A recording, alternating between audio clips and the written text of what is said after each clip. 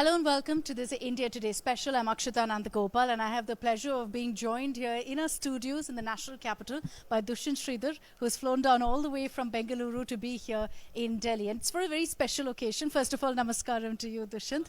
Thank you very much for joining us here. He's got a new book out, Rāmāyaṇam, Volume 1. As you can see, the cover is something that's lovely. It's beautifully illustrated. And inside the book, too, in the contents, you'll see many such beautiful illustrations. But Dushyant, first, I think the question everyone's asking is, Rāmāyaṇam is an epic.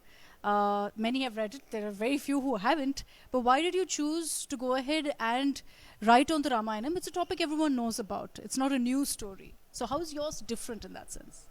Namaskaram to you again. Namaskaram to all your viewers. Yes, Ramayanam has been a topic that's been dealt with and the nuances of it have also been regarded, respected across the cross-section of the country. Nevertheless, if you look into Ramayanam, there are more questions that crop in the minds of people across generations. Why did Rama do this? Why did Sita not do that? So these are the rigmarole of questions that come. And interestingly, Ramayanam by Valmiki comes to us in the form of a poetry. It is a kavyam of close to 24,000 verses in 7 cantos. Bala, Ayodhya, Aranya, Kishkindha, Sundara, Yuddha, Uttarakandams.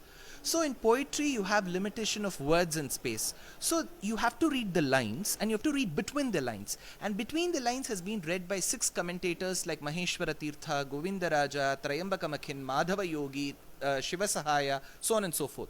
So when they have read between the lines, their commentaries are in terse Sanskritam. For all the 24,000 verses, all the 6 people have commented. And when people have retold Ramayanam in English, they have not considered those commentaries. So what happens is when you don't consider the nuances mentioned in the commentary and give it to your viewers, there will be more questions. So I have interspersed and embroidered the answers to most of these questions in a readable fashion in this book so that there is no ambiguity left in the reader. So the questions of why, on certain decisions, those are answered in this book? Yeah. So we... But it's not your version, it's not your interpretation. It's not my version. These are the list of reasons or probably justification given by our Purvacharyas. Purvacharya Surakshitam Bahumatim Vyaghata Durasthitam. So the preceptors have given answers to this.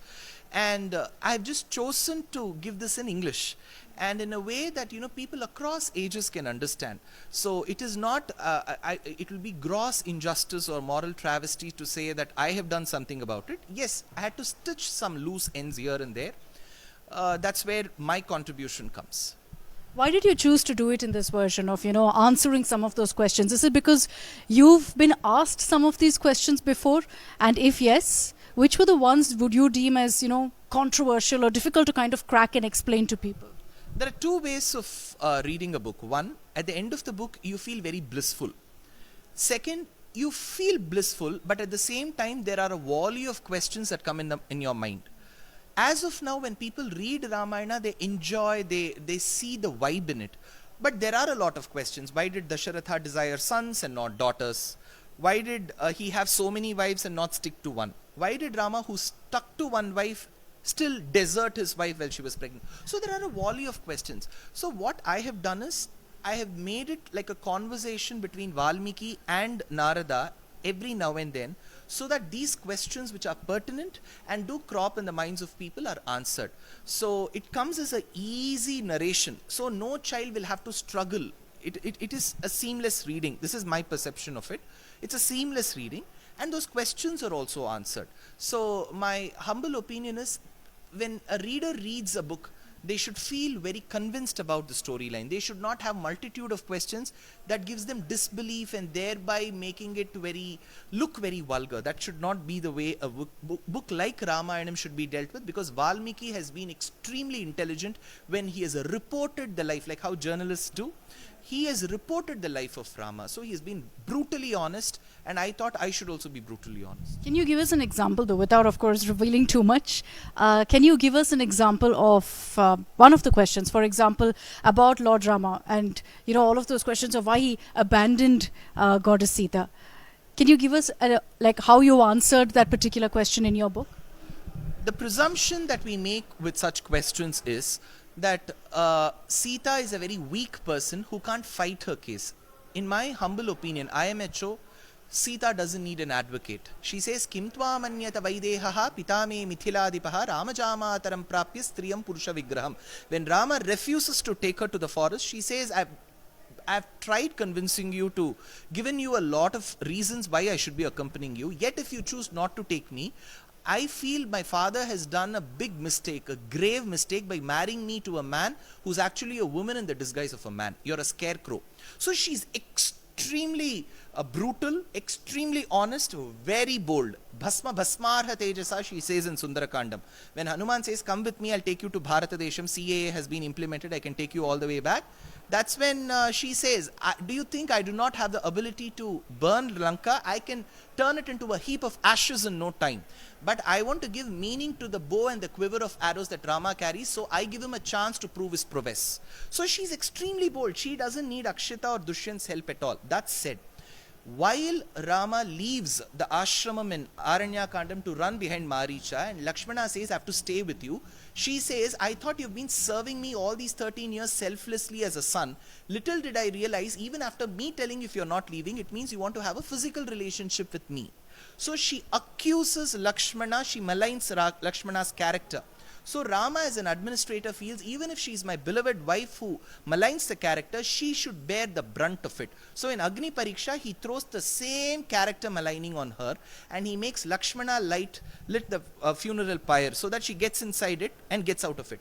So as an administrator, Rama wanted to tell the world, if it's my son, he or my daughter, my wife, if they do a mistake, they have to bear a brunt of it. So Agni Pariksha was in no way Rama trying to find a fault with Sita's character. One. Second thing, with respect to the abandonment, very quickly, while she was pregnant in Uttarakandam, Sita tells, looking at the gallery of pictures that was displayed from their life history, she looks at a beautiful picture that kind of elucidates their stay in the forests amidst the rishis, the serene and the poignant atmosphere. That is when she says, if at all my children were delivered, I feel they should be delivered in such a serene and a very simple place. Rama says that will be accomplished. Little did he realize that in the due course of actions, that night, an informer called Bhadra comes and says, a handful of people have not been very charitable and courteous in the remarks made on Sita. So he is in a dilemma, because as a husband, he feels, why should they even question? But as an administrator, he feels that his administration should be spotless. So the 16th century poet called Narayana Bhattadri from Kerala says in his work Narayaniyam, Dharma Atitam, when a person tries to overdo following of rules. See, in those days when you had no indicator, you had your hand. You used to show your hand. Now, you have just an indicator. Imagine a person putting the indicator on and showing his hand. You'll say this man is too rule conscious. Rama was too rule conscious. He was worried that what if people would cast bad names on my administration. So for the sake of losing bliss in his own marital life, he was able to sacrifice and send Sita to the tutelage and the care of Valmiki on the banks of river Tamasa, who was an extremely well done rishi. Had it been such a big family split up, then the children Lava and Kusha couldn't have inherited the kingdom. So as much as Sita as a single mother suffered, Rama too suffered. So this is an act of being extremely cautious of dharma. And today we live in times, even when you're accused and when you're thrown into jail, you still run your administration. So it is very tough for us to relate to Rama. But that's the other question, right? How much of the Ramayanam is still relatable for the younger generation? Do you feel that even today, the way we used to respect, our epics, the kind of importance that we used to give to mythology for youngsters to grow up on these lessons, do you see that today? Do you think people don't relate to it as much? That Gen Z doesn't relate to the Ramayanam, the Mahabharata? I give a lot of live lectures for people across the world. So I do see that there is a surge in people between the age of 20 and 50 to knowing, internalizing, imbibing more of the scriptures. There's no doubt. But the human population is so huge that I can't make a sampling of it. Like how exit polls can go wrong. I can't take the sampling out. So the point I would try to say is, if some of the values of Ramayana are imbibed, we can prevent a lot of tragedies. See, a recent tragedy in Tamil Nadu where people had to drink spurious liquor and their families have been abandoned, and those people who were dead are absolutely poor people. Their family is dependent on them, their 3-4 children dependent on them. had the concept of responsibility, commitment, like how Lakshmana had towards his brother, like how Hanuman had towards Rama, gone into the family, the members of the family, this incident wouldn't have happened. Because nobody distributed liquor to them. They went and took, which is wrong. So when you know your wife, your children are dependent on you, your parents are dependent on you, why would you even drink? You have a big family behind you. So the sense of commitment comes from Lakshmana, from Bharata, from Shatrughna. Had this thought been instilled in the minds of the people right in school education, we wouldn't be having such incidents. But are circumstances different? Is today's life different? Is that the point? You know, whether you look at Kalakurchi or in general also, do you think that circumstances in today's lifestyle itself for India and for Indians is so very different, maybe even westernized, you could argue, that none of this really people can relate to anymore? How is it not relatable? Yes, agreed that they lived in mansions and we live in 1 BHK and 2 BHK apartments. But the relationship between the mother and the son, the father and the daughter, the husband and the wife, the parents and the children, I don't think that changes over a period of time. Still the mother carries for 9 months, she delivers, she feeds the child, she cares for the child. So the emotional relationship hasn't changed. What we see is the skyscrapers, what we see is the roads, what we see is the water and the water crisis, what we see is the global warming. But everything else quite remains the same. Yes, we do have other issues with drugs and all of that. But there have been issues in the past. Not that everything was hunky-dory. Sita was kidnapped. So there was a law and order issue. So see, she was taken to a close-by country. So that's an international issue. You take one citizen from the other country. And you have a surgical strike by Hanuman who goes in the mid of the night, informs her, burns Lanka and comes by in the morning. So isn't that a surgical strike? And Vibhishana, when he knows that the administrator of Lanka has been immoral, he advises, and when his advice is treated like a worthless bauble, he says, I will seek asylum in India. Isn't that equivalent to refugees coming to the next country? So everything is relatable. So just because we see a realm, a wheel of gold and silver, Rajatam and Swarnam over it, it doesn't mean things have changed drastically. So, and what Sita launched on Ravana, or the slew of women who had to, before that, Vegavati, Rambha, because he had molested many women, isn't that a part of the Me Too movement? I think you've covered all of the headlines from the last 1 year by referring to these specific examples. There's been a lot of talk about Lord Ram and politics in India. There are some who say that, Lord Ram has been politicized, that he belongs to one particular political party, to one outfit, or identifies with one outfit. Do you think so? Do you think that's actually happened because of, Lord Ram being brought into the political narrative? If the reference is made to the Bharatiya Janata Party, where people say that they have monopolized Rama Bhakti, who stops the other parties from accepting Rama as their inspirations? Nobody stops them. In fact, I feel the Dravidian parties should do it, because they had M.G. Ramachandran, who was the chief minister. His wife Janaki was a chief minister for some time. Jayalalitha used to go temple after temple. The Acharyas, when they describe Rama's qualities, they see him as a treasure trove of Karuna, compassion. So in one of the kritis, they say Karunanidhi Ilalo. So the name of the chief minister was Karunanidhi. M.G. Ramachandran, Janaki, Karunanidhi, Jayalalitha. And in fact, the ideologue of the Dravidian movement was Ramaswamy, who was called as Periyar. So there is Rama everywhere, there is Sita everywhere. Who stops the DMK and ADMK from monopolizing Rama Bhakti? So they say that, let everyone practice their religion, but why bring religion into politics? Okay. So in that case, the Honorable Chief Minister of Tamil Nadu, on the day of Christmas, wishes all the Christians Merry Christmas. On the day of Bakrid, he wishes, and other festivals for the Muslims, he wishes them. But he has never wished once for Vinayaka Chaturthi, from Krishna Jayanti, for Rama Navami, for Deepavali. So, if he wants to not wish everyone and say that I'm apolitical, I don't treat, then he should not be wishing for Christmas and Muslim festivals. He wishes for all those festivals, but none for the Hindu festivals. Who is playing politics? Argument though, and I'm to play devil's advocate here, is that if you go to Tamil Nadu, there's still a massive celebration of each of these festivals. Whether you look at temple festivals or you look at a Pongal, it's still celebrated in large scale. So do you think that when Dravidian parties are accused of being anti-Hindu, that's really the case, or they just don't choose to display that side because of their own appeasement reasons? They display it very openly. You have members of the Dravidian party's family who go temple after temple, are extremely devoted to the temples. They don't shy away from showing their bhakti. But my point is, when you are an elected person, an elected representative, that too a minister, a chief minister, it is very important that you refrain from making anti-religious statements. You don't say that I'm going to annihilate a religion. You don't call religion names like AIDS, cholera, encephalopathy and all of that. That's not your duty. You have sworn. As a party ideologue, as a president, you may have your own principles. But when you become a people's representative, you shouldn't be talking, because there are crores of people. Just now you said there are thousands of people celebrating all these festivals. So how can you even afford to make such obnoxious statements against religion? That's not a do thing. The BJP, and how they've spoken about Lord Ram several times. And of course, the Pran Pratishtha happened in January also. And yet, Ayodhya is something that didn't go to the BJP. How do you read that? Because, like I said, everyone seems to think that the BJP has kind of embraced Lord Rama in politics. They've kind of made two into one. But it hasn't translated into a victory in Ayodhya. Okay, let's do the corollary. So the assumption earlier was, if someone celebrates Rama or monopolizes Rama, they'll get more votes. So to get more votes, they're monopolizing Rama. So if they had done it with that intent, or they have done it with that intent, they failed. Because they have done so much for Rama, yet if people have not voted, people vote based only on the work, then all parties can endorse Rama, because anyways it is not going to affect the vote share. So the corollary is, if vote share is not affected because of the Ram Prana Pratishtha, then every party should do it. Because why most other parties don't do it?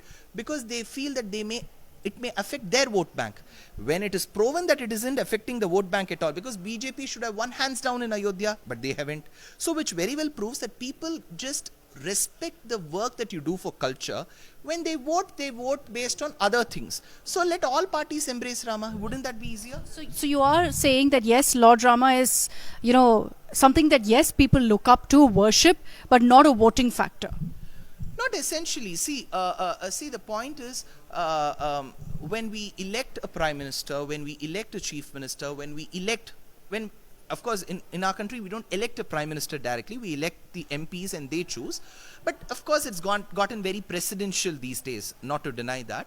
But when we do it based on the developmental work and the kind of manifesto they present. And of course, some amount of ideology that they are attached to. There's no denial about it. And of course, some people may vote for the money promises that people make, fatafat and so on. But the point I'm trying to make is, people are quite intelligent. They know what they're going to vote for. I still feel, as a country with such deep civilizational ethos that they run, all parties should work towards resurrecting.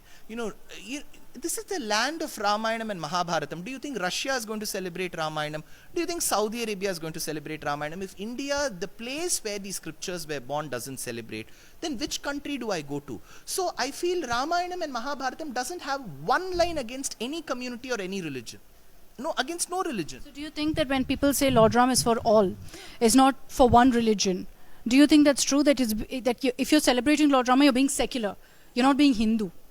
Is that how you define it? See, the definition for secular itself is quite ambiguous. Whether is it detachment from all religions, or is it equal respect for all religions? That itself. Because if I have to respect all religions, that's different. If I have to detach myself from all religions, then parties that went, political party leaders who went for iftar party should be questioned. But if you say that you have to respect all religions, then the Chief Minister of Tamil Nadu should be questioned, because he doesn't wish for Hindu festivals. So my point is, secular itself is a bit ambiguous. But what I would say is, whether you're a Christian, you're a Muslim, or a Buddhist, or a Jain, agree that you follow your own set of principles. The Constitution gives you the right. Every person should be given that freedom.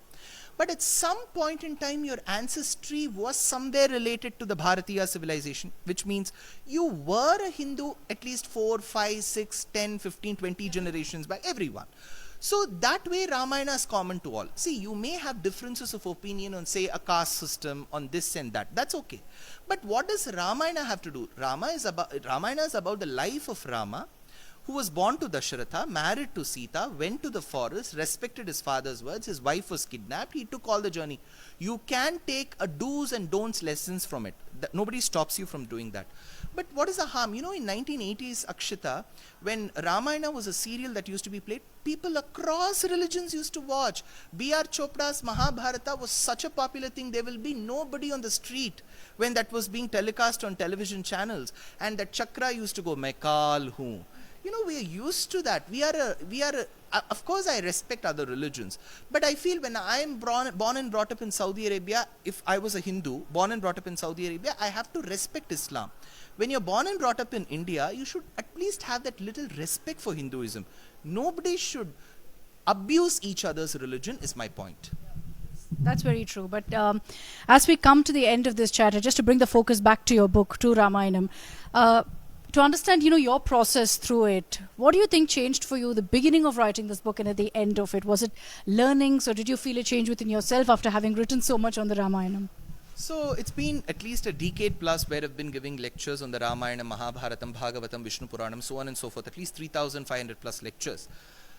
But as I researched into the nuances of the book with respect to the other commentaries and the other allied literature, I realized how little I knew of Ramayanam. There's so much. It is an ocean. Ramasagara Gamini, Punati Bhuvanam Punya, Ramayana Mahanadi. So the verse says, Valmiki Giri Sambhuta. Valmiki, the poet, is like a mountain. Valmiki Giri Sambhuta, Ramasagara Gamini. There's a river from the mountain that goes towards ocean called Ramayanam.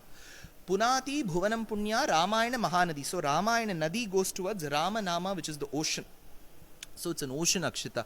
How much ever I research, I would still say the book will be incomplete because there is so much into it. All right. Thank you so much. Congratulations and all the very best for your book. I'm looking forward to volume 2 as well. So I'm guessing that'll take a couple of years at least. A year? Okay. All right. We'll look out for that. But thank you so much. I'm looking forward to reading this Ramayanam Volume 1, which is now out as well. Thank you very much, Dushyant, for joining us. Thank you.